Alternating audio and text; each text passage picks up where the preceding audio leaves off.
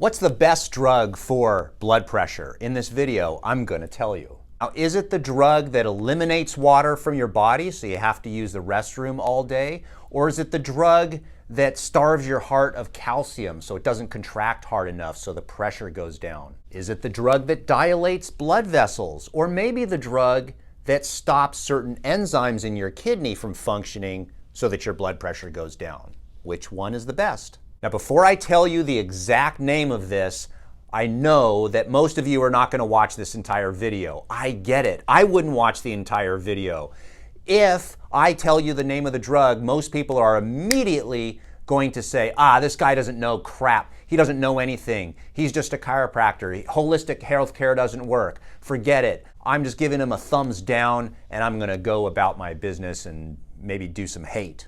But before you do that, hear me out. Give this video a shot. Let me just explain the thought process, and I'm going to tell you the name of the drug immediately after this phone. Let's just cut to the chase. The best drug is a lifestyle change. So let's see who wins the award. Someone once said, exercise is king, nutrition is queen, and together they make a kingdom.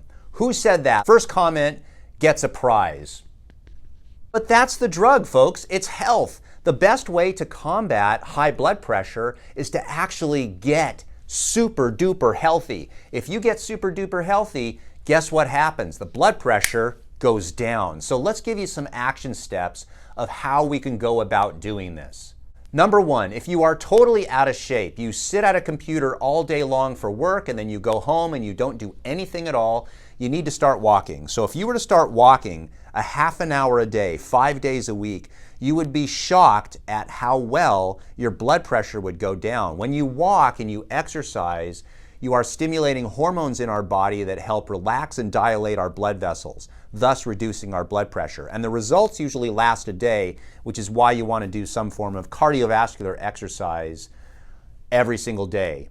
I have many videos on this, so you can go to other videos, but essentially if you're just getting started, do some type of cardiovascular exercise. Go for a half an hour a day if you can, some days more, some days less, but do it, and that's number one. Number two, you have to take some supplements. Now, as a general rule, the majority of patients should be taking 3 supplements: fish oil, vitamin D, and magnesium. Those are the things that we really don't get a lot of in our diet. If you're eating tremendously well, then you probably, in theory, don't need those supplements, but these supplements can make a tremendous difference. And today's sponsor is Bioptimizers. They have this.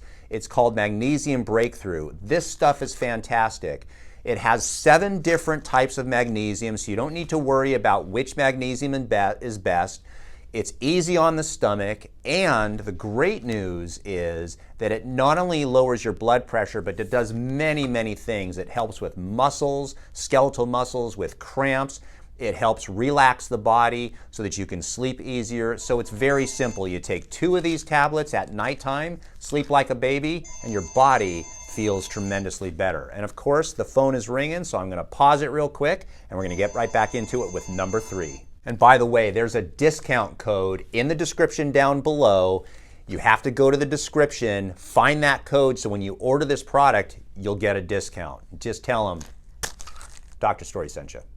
Number 3, the queen of health is the diet. Now, what you need to do is you need to understand that if you were to eat more vegetables, your health is going to improve. Now, I know this is the confusing part, is that there are many YouTubers that say vegetables are the absolute worst thing that you can possibly eat because they have all these chemicals in them that cause us to be unhealthy. And then if you were to increase the amount of fruit, and then again, there are YouTubers who say that fruit is bad for you.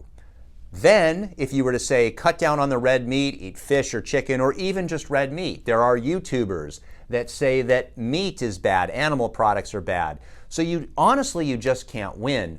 But you know the truth, don't you? Deep inside that massive brain of yours, you know that in order to get healthy, there are certain things you have to do. If you were to simply increase the amount of vegetables that you eat, increase the amount of fruit that you eat, decrease the amount of red meat and maybe eat chicken and fish and things of that nature, eggs, you are going to be pretty darn healthy. But one of the things that you have to keep in mind, and this will help you because these are all first world problems, is that no matter who you follow on YouTube, whether you follow a guy that really espouses the everything is meat type of diet or you follow the totally strict vegan diet, one of the things that they all agree on is if anything is processed, the more you process a food, the less healthy it is. And so regardless of what diet you want to follow, that's fine with me. Chances are you're going to succeed with whatever diet because they all eliminate basically the crappy food. So just imagine for a moment that you started walking every day a half an hour a day. You started taking your supplements, the fish oil, the vitamin D, the magnesium breakthrough. Click, click, click. Just imagine for a moment right now, you have high blood pressure, you're on numerous medications, and then all of a sudden you start exercising every day. Sure, you're out of shape now, but in a year, you're exercising a half an hour a day, full cardio exercises, and you're doing really good. And then you start taking supplements. You take your fish oil, your vitamin D, your magnesium breakthrough, again, code down below. You start taking that. And then you start changing your diet. You go from basically not such a good diet to basically a Mediterranean diet where it's mainly fruits and vegetables with a little bit of animal product. And all of a sudden in a year, the question is, would you be healthier?